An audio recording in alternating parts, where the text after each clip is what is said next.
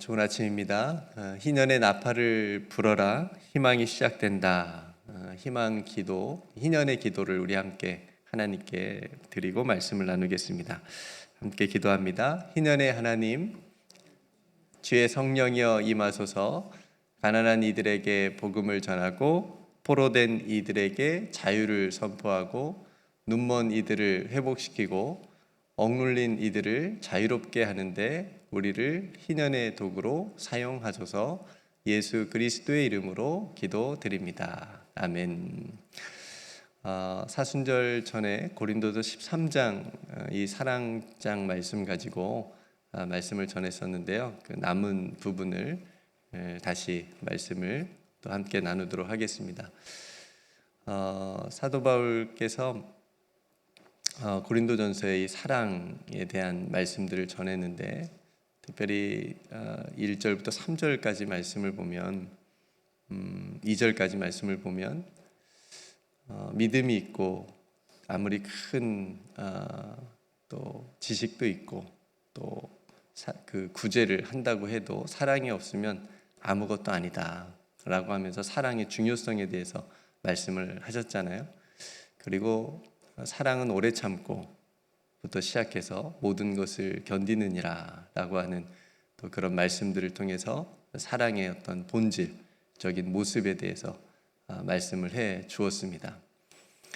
고린도 교회가 굉장히 겉으로 보기에는 건강한 교회처럼 보였습니다.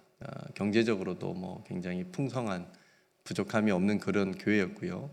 또 하나님께 받은 은사들도 굉장히 많았어 가지고 뭐 할 수만 있으면 굉장히 여러 가지 또 하나님의 일들을 할 수 있는 그런 교회였음에도 불구하고 건강한 교회의 모습을 나타내지 못했습니다. 서로에 대한 시기와 질투가 그 안에 있었고 그래서 패가 나누어지고 또 분열하는 그런 모습도 있었고 하나님께 너무나도 좋은 은사들을 받았음에도 불구하고 또 그 은사들을 남용을 하게 되죠. 그리고 또 내가 받은 은사가 더 좋은 거다 뭐 이러면서 또 그 은사들을 통해서 교회 공동체 어떤 혼란들을 가져오는 그런 안타까운 모습을 우리가 고린도 교회를 통해서 볼 수가 있습니다.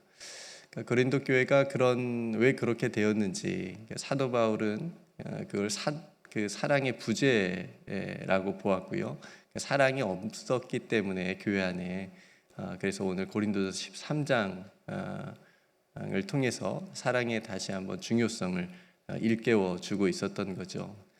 그런 맥락에서 오늘 본문도 보면 예언, 또 방언, 지식 이런 말씀들이 나오는데 아마도 고린도 교회 안에서 굉장히 중요하게 또 특별하게 생각했던 은사들 중에 이런 은사들이 아니었나 싶습니다. 그래서 특별히 이런 은사들을 예를 들면서 사도 바울이 오늘 얘기를 하고 있습니다. 이런 것들은 폐하여질 것이다. 결국은 그러니까 무슨 말이냐면 사라질 것들이다.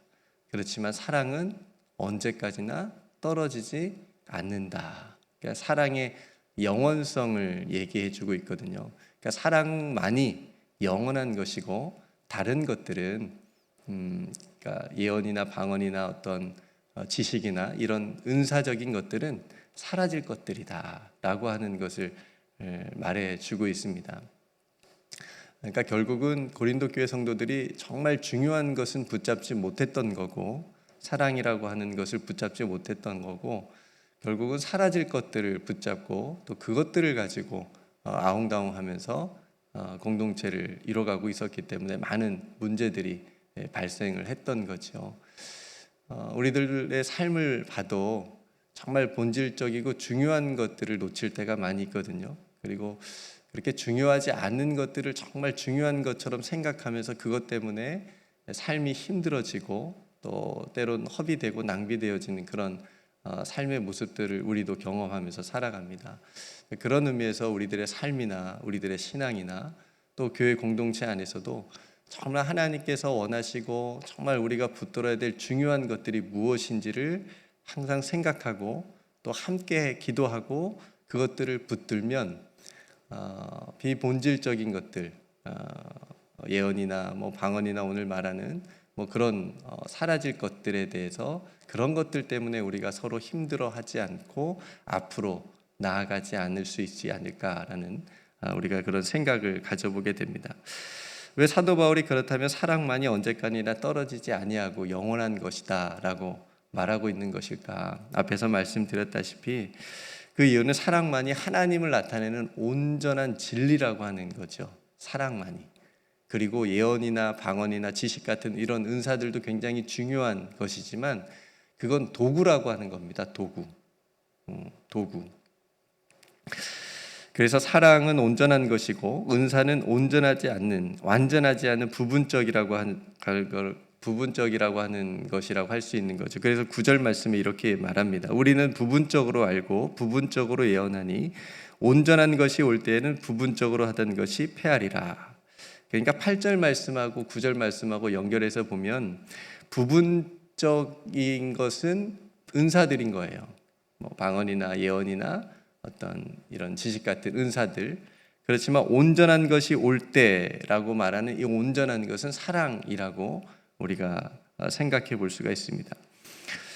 우리는 사랑에 대한 중요성을 말하지 않아도 우리가 다 알고 있지만 열왕기상 3장 말씀에 보면 우리가 너무나도 잘 아는 유명한 이야기가 있어요. 솔로몬의 재판 이야기가 있습니다. 여러분 다 기억나시죠? 두 여인이 한 아기를 데리고 와서 둘 다 자기 아기라 그래요. 솔로몬이 지혜를 발휘해 가지고 이걸 굉장히 재판을 잘 합니다. 어떻게 재판을 하죠? 죽여서 반으로 나눠서 각자 반절씩 주라고 그러니까 한 어머니는 한 여성은 죽이라 그러고 한 여성은 죽이지 말라 그래요. 죽이지 말고 저 여인에게 주라 그래요. 그러니까 솔로몬이 또 지혜롭게 죽이지 말라고 하는 그 여인이 정말 진짜 엄마다 그러면서 이제 재판하지 않습니까? 이 재판의 핵심은 솔로몬은 그렇게 생각했어요. 사랑, 어머니의 사랑, 어머니의 사랑을 그 재판의 핵심적인 해결할 수 있는 열쇠로 봤던 거죠. 또 성경에 여러 가지 사랑에 대한 이야기로 가득 차 있는데, 그러니까 사랑이 어떤 진리, 진실을 밝혀내는데 굉장히 중요한 역할을 그 솔로몬의 재판에서도 하고 있다라고 하는 것을 우리가 알 수가 있는 거고, 그러니까 오늘날 이 본문의 말씀을 우리는 어떻게 적용을 할 수 있을까? 그러니까 오늘날에도 방언하는 사람 부럽지 않으세요? 막 이렇게 방언 기도하는데 막 몇 시간씩 방언으로 기도하는 사람. 서린이 부럽습니까? 안 부러워요. 예언하는 사람, 예언할 줄 아는 사람, 신비롭게 예언을 하는 사람, 그런 사람들이 주목을 받는다는 거죠. 주목받는 경향이 있습니다. 그렇죠? 유튜브 조회수 보면 이런 사람들의 조회수가 굉장히 높아요. 그러니까 근데 이런 어떤 방언이나 지식이나 예언하는 이런 은사들의 사랑이 결여되어 있다면, 사랑이 없다면 아무리 뛰어난 은사라고 하더라도 폐하여질 겁니다. 그러니까 오래가지 못한 거예요. 오늘 말씀에 비춰보면. 그러니까 하나님께서는 이렇게 사랑 없는 은사 혹은 이런 은사 절대, 은사 중심 이렇게 어떤 것보다도 작은 사랑이라도 실천하는 것을 더 귀하게 보신다는 것을 우리가 알아야 됩니다. 그래서 오직 사랑을 행함만이 언제까지나 떨어지지 않는 영원한 것이다 라고 하는 것을 우리는 늘 기억해야 할 것입니다. 그러니까 사랑의 하나님은 우리를 온전한 사랑으로 부르시거든요. 사랑의 자리로 부르시고, 그러니까 우리가 물론 이 땅에서는 여전히 우리의 삶은 미완성이에요. 아무리 사랑을 우리가 베푼다 그래도 사람 관계에서 그 사랑이 오해를 때론 받을 수가 있어요. 나는 사랑으로 선의를 베풀었는데도 상대방은 또 오해할 수도 있고, 굉장히 미완성이라고 얘기할 수 있지만 우리를 향한 하나님의 사랑은 완전하시잖아요. 그러니까 우리는 그 하나님의 사랑 안에서 그 하나님의 사랑의 은총을 입은 자로 우리가 살아가면서 그 사랑을 전하는 그런 삶을 실천하는 삶을 우리로 살아가게 하신다라고 하는 거죠. 그런 의무가 있는 거고, 그래서 하나님은 우리를 사랑으로 회복시켜 주신다. 하나님께서는 우리를 언제나 사랑으로 무너진 우리의 마음을 회복시켜 주시고 낙심된 우리의 마음을 회복시켜 주시는 그 하나님의 사랑을 우리가 경험하게 됩니다. 요한복음 21장에 보면 부활하신 예수님께서 베드로를 찾아오셔서 3번이나 네가 나를 사랑하느냐 이렇게 물으시죠. 베드로는 이전에 예수님을 3번이나 부인했던 상처가 있었습니다. 그죠? 굉장히 큰 상처이지 않겠어요? 다시 예수님의 제자로서 일어날 수 없는, 일어나지 못하게 만드는 그런 트라우마 같은 그런 상처였던 거죠. 근데 예수님은 그를 다시 세우시면서 사랑하느냐라고 물으시고 베드로의 입을 통해서 네, 주님을 사랑합니다라고 고백하게 만듭니다. 이게 얼마나 중요한 것인지 우리가 생각을 해봤으면 좋겠습니다. 그러시면서 내 양을 먹이고 돌보라라고 하는 새로운 사명을까지 베드로에게 주시거든요. 그러니까 예수님께서는 베드로의 그 부족한 사랑, 인간적인 그 부족한 사랑을 예수님의 완전한 사랑으로 회복시켜 주시는 그런 굉장히 중요한 장면이라고 생각이 되어집니다. 여러분, 우리도 때로 넘어지고 흔들릴 때가 참 많이 있죠. 그때마다 우리를 일으켜 주는 것은 은사가 아닙니다. 방언이 아니고요, 예언이 아닙니다. 많이 아는 지식이 아닙니다. 그런 것들이 우리를 이렇게 세워주는 게 아닙니다. 언제까지나 떨어지지 않는 우리를 향한 하나님의 사랑만이 우리를 지켜주시고 우리를 온전하게 하고 우리를 세워줍니다. 다시 회복시켜 주시는 것입니다. 그래서 방언을 받지 못했더라도, 혹 예언을 하지 못한다 하더라도, 지식이 조금 부족하더라도 우리가 마음을 다해서 하나님을 사랑하고 하나님께서 나를 사랑해 주신다라고 하는 그 믿음을 잃지 않는 것, 그러면 우리는 언제든지 다시 일어설 수 있고 회복될 수 있습니다.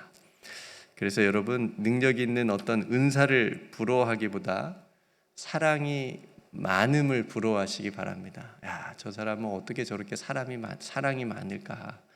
이런 것들을 부러워하고 닮아갈 수 있는 저와 여러분들이 되기를 간절히 소망합니다.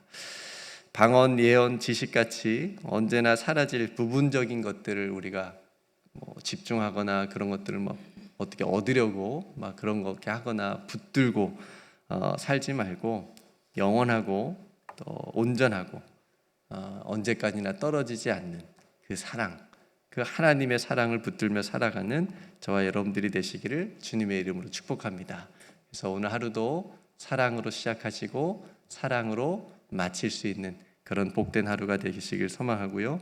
여러분들의 말과 또 행동과 삶의 모든 사역 가운데 사랑이 중심이 되기를 소망합니다. 우리의 기도 가운데도 사랑이 있기를 간절히 소망하면서 이 아침 하나님께 기도할 때 그 사랑의 기도를 하나님께서 들어 응답해 주실 줄로 믿습니다. 함께 기도하겠습니다. 주님, 저희들이 사랑을 하면서 살아가고 있지만 그 사랑이 아직도 또 부족한 모습들이 많습니다. 하지만 주님의 온전한 사랑이 우리를 오늘 또 인도하여 주실 줄로 믿습니다. 언제까지나 떨어지지 않는 하나님의 그 사랑이 우리를 회복시켜 주시고 붙잡아 주시고 일으켜 세워 주실 줄로 믿습니다. 오늘 하루도 살아갈 때에 사랑으로 행하게 하시고 사랑으로 용서하게 하시고 사랑으로 섬기게 하여 주옵소서.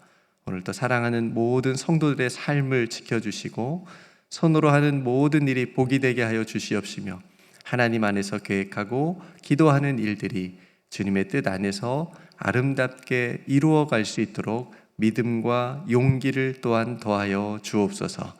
이 아침 하나님께 기도하는 그 자리, 그 시간 하나님께서 부르셨사오니 하나님께서 만나주시고 어루만져 주시고 하나님의 세미한 따뜻한 음성을 듣고 세상으로 나아갈 수 있는 귀한 시간과 기도가 되게 하여 주옵소서.